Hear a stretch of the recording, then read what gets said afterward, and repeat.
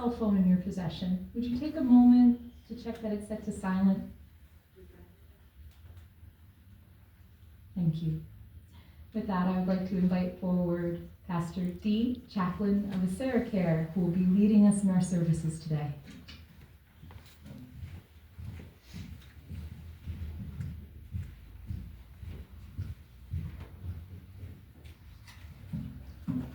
Good afternoon.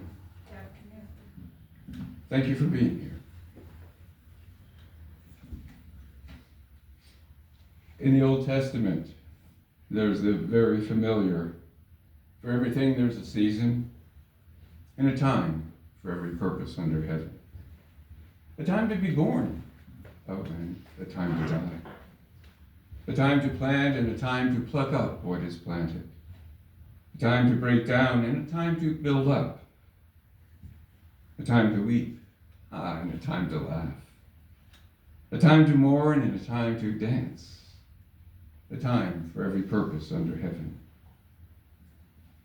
In the midst of life, as today, we often come face to face with death. It's a difficult time. And like the psalmist, we oftentimes ask, where is my help? And hopefully we discover as the psalmist that my help, my strength, my support, my comfort is in the name of the Lord who made heaven and earth. Earth is a home for us, filled with everything that's necessary for life. And much, much more to enjoy. And also heaven as a home for us when this earthly part of our journey is completed. It's my belief that the Spirit of God always surrounds us, but we're not always aware of it. So I invite you to take this moment of silence to become aware of the presence of God in this place. As we take time to worship God together.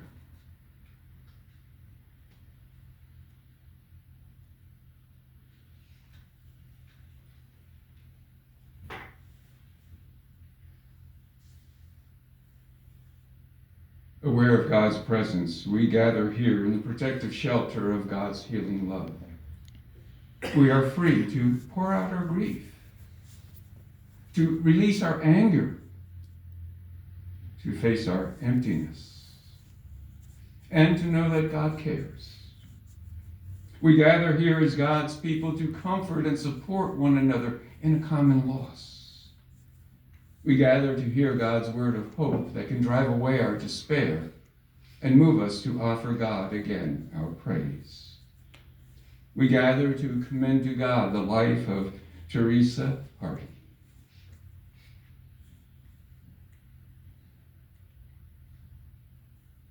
One of the reasons I worship God is because my faith and my walk with God helps me to see beyond the moment. Because there are many times in life I get trapped in the moment. That's all I can see. That's what we're going to do this morning, is look beyond the moment. I understand that there were many hardships in Theresa's life, many struggles. Her husband died when she was 29, leaving her as a single parent, and that's not an easy task. She faced illness and chronic illness for much of her life.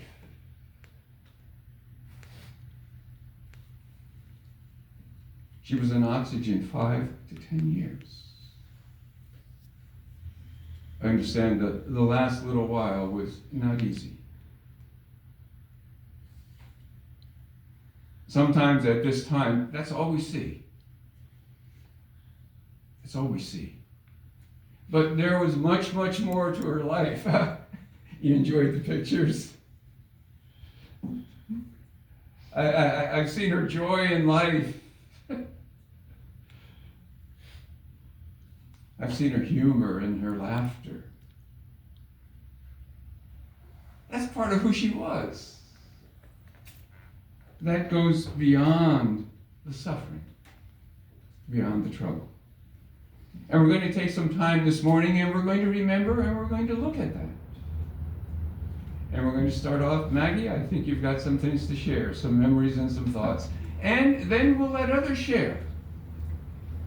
I'm going to remind you that memory is an important part of grief, especially sharing those memories with other people. And I commend you to each other that you can do that. They do a few things. They let us hold on for a little while longer because we're not ready to let go yet. As I've suggested, they allow us to see her whole life, not just one small part of it. They allow us to celebrate the time we've had together. Oh, sometimes we remember some difficult stuff, some junk. We're all filled with that. But the memories also give us a chance, especially when they're shared with other people, to deal with that. When we've been hurt, someone might say, you know, that was Theresa. Don't take it personally.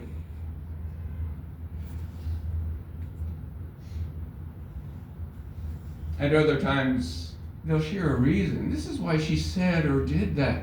Oh, it makes sense now. I'm okay with that. And sometimes we learn that we have to say, I'm sorry, or you're forgiven. And it's not too late for that. There are many ways we can do that, Jed, and find our peace with her.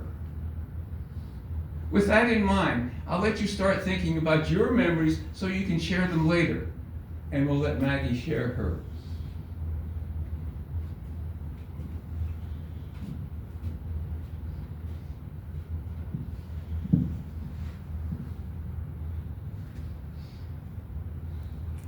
Theresa Hardy. She was so much to so many. She was our mother and our first love in this world. Her story is a full one, and her attributes were many. It is hard to capture her larger-than-life personality into words, but what I can say is that she was bold, deeply caring, inquisitive, investigative. She was fun, the funnest.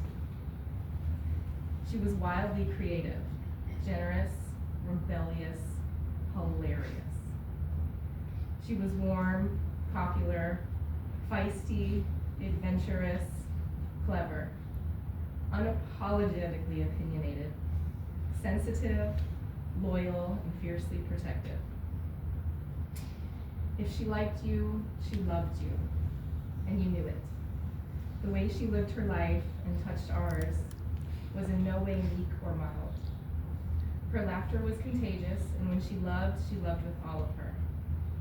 She loved her family and her tribe. She loved her granddaughter, Skylar, who had a very own special place inside of her heart. She loved deep conversations, deep dives, juicy gossip, the wind in her hair, dancing, cooking, and writing. She loved her cats, music, Jesus, our country, and Donald J. Trump. Her life was full of many chapters.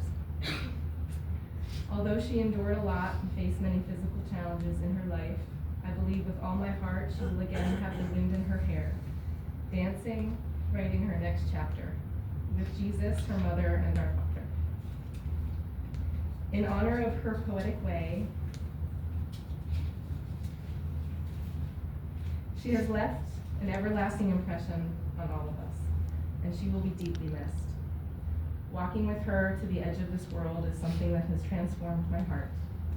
And even in her leaving, she gave me gifts and lessons only a mother can give. I will forever cherish her imprint on my soul. I guarantee we all have a story of how she touched our lives and made us laugh. We invite you to share a word if you feel called. Before I step away here, I want to touch on my mother's love for writing. This is just one of the hundreds of poems that she wrote. It's called Memorial. Seeing an angel always reminds me that although you aren't here, you're being embraced by angels so that there's not a thing to fear. And someday I shall see you again with a smile upon your face, because this is what God has promised once I leave this earthly place.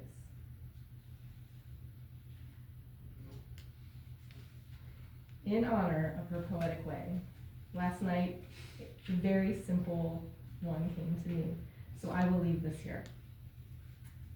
She has completed her cycle. She's ready for cake. Although she is gone here, she is now fully awake. One day she will meet us at God's golden gate. Until that day comes, live a life that is great. May she live in our hearts and with Jesus forever. I love you, Mama. We will treasure your precious memory. Goodbye for now.